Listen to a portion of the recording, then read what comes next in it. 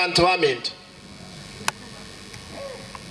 ndayitemba boli mwensi muntu tarora bube bonde bwensi asa maandamano agendrete sense yetu amaandamano aya ayalese katiba no nje wa mrangura andamana bali madenga ya nju andamana as long as mo kora gento ke andamana mugende and mo wanje na bongo chamba no ene soda no mugati mukoleki monyu karumwaro sire mugende maandamano tali segi tali kuitana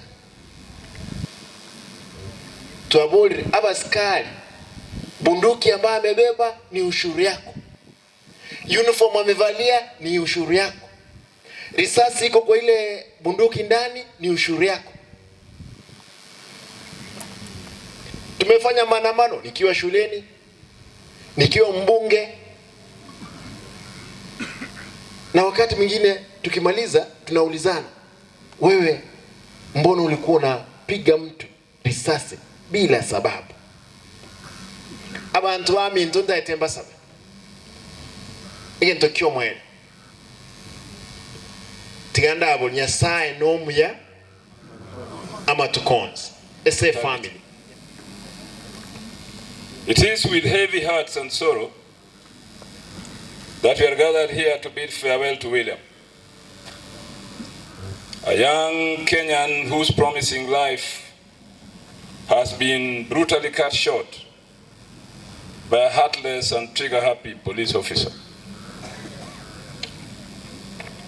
I bring to the family of the people of Onyamora messages of condolence and sorrow from the Azimio la Umoja One Kenya Alliance. We are deeply saddened by the death of this young patriotic Kenyan.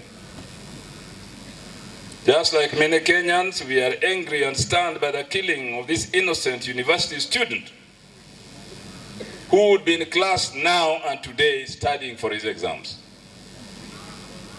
I have personally asked many questions concerning William's killing and will continue to do so.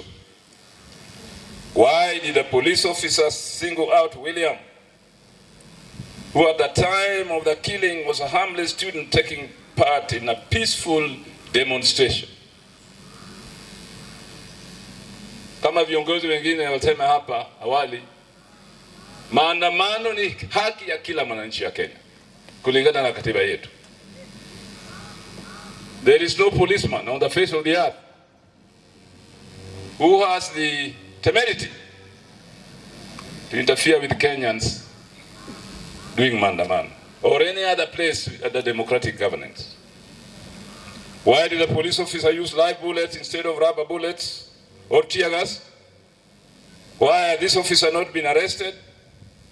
When will Evelyn and Joash get justice to their son? As everybody has said here, and other students of Maseno University are put very clearly. As Azimio la Umoja One Kenya Alliance, we demand justice for this young man here with us today, lying in a coffin. We demand that the officer who killed him be arrested and charged in court within the next 7 days. The police does not need any investigation to get the killer officer, because the shooting occurred in broad daylight. And the students themselves say they have a photo of the killer. Onlookers and William's colleagues saw it happen, and they know who opened fire on the students. Dear Kenyans, it was not noting that William's killing coincided with a county-wide demonstrations. We have been demanding for a stop of electoral fraud and the rising cost of living. We have sought a transparent process in selecting the new officers to form a non-partisan IBC ahead of the 2027 general elections. Last Sunday, the Azimio leadership called off the weekly demonstrations to give dialogue a chance.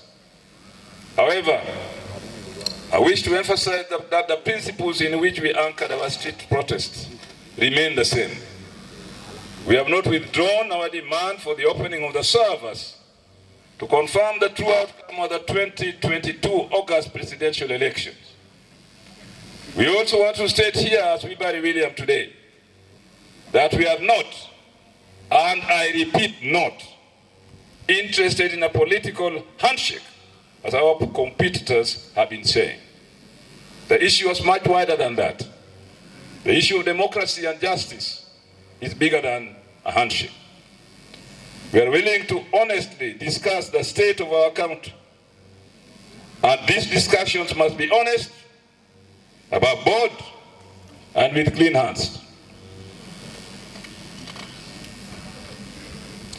Over time, we ask for dialogue to discuss these pertinent issues, but were answered by a chest-thumping and cowardly show of bravado by our opponents. We were pushed to express our views through demonstrations and picketing, which is clearly provided for in our supreme laws.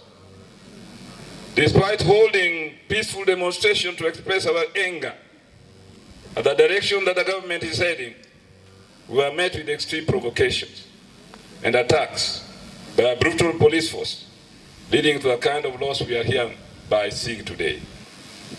We are not happy the manner in which the Kenya Kwanza government is running this country. We are not happy to lose young men like William. We are not happy to lose any Kenyans in the course of struggle for their rights, for justice, and the future of this nation. The rising cost of living continues to deprive our people of dignified livelihoods. We demand that the government reintroduces the subsidies implemented by President Uhuru to cushion Kenyans from the hard economic times being experienced. Instead, we see an insatiable appetite by the government to continue taxing Wanjiku and Wahome and Odhiambo and Arati, who is already overtaxed. How can the government claim to be forward-looking in creating wealth while a key economy driver like electricity is subjected to unreasonable taxation every other day? We are saying that this madness must stop. We continue to condemn the way 4 IBC commissioners were kicked out of office just because they were opposed to the electoral fraud and injustice. The Sherere 4, as they are known, are popularly known as Sherere 4, did nothing wrong to warrant the injustice meted against them. They paid the ultimate price of patriotism, and they remain our heroes and heroines. The 4 officers raised genuine issues on the tallying of presidential election results. They ought to have been heard instead of being punished and leaving Chebukati announce the results single-handedly. Even in Supreme or appellate courts, decisions, judges who give dissenting views during joint rulings are never sacked. Instead, their rulings are recorded and preserved for references in the future.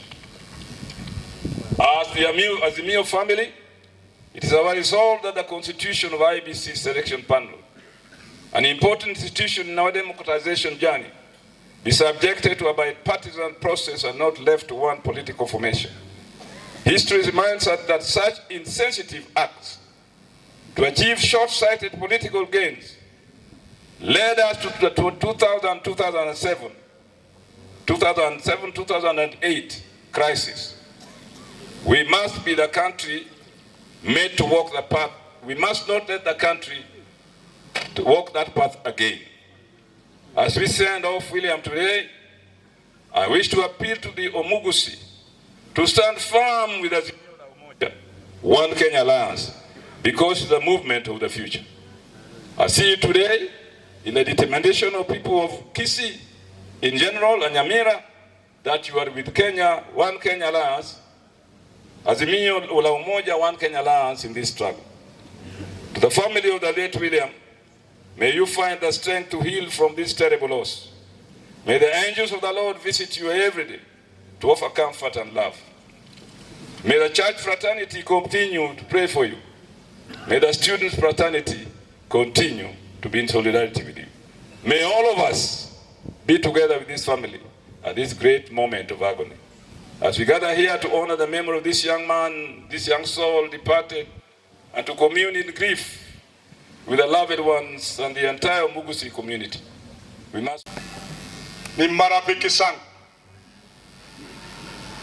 na kwa njia ya uhusiano tulikuwa tunafanya kazi pamoja kwa karibu sana, na sote tumekusanyika hapa. Tumekuja kwa sababu ya huzuni mwingi kumpoteza mtoto kijana ambaye alikuwa na great potentiality kwenda mbele katika taifa letu la Kenya. Tukiambia familia pole haitoshi. Bila tumekusanyika hivi, familia kifikira wanaangalia vile mtoto wao angekuwa mtu wa njia gani siku za usoni.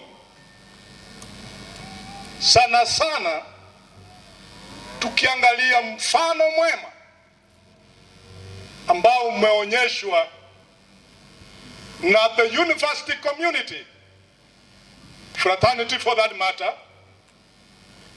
Pale kijana amekufa alikuwa na somea.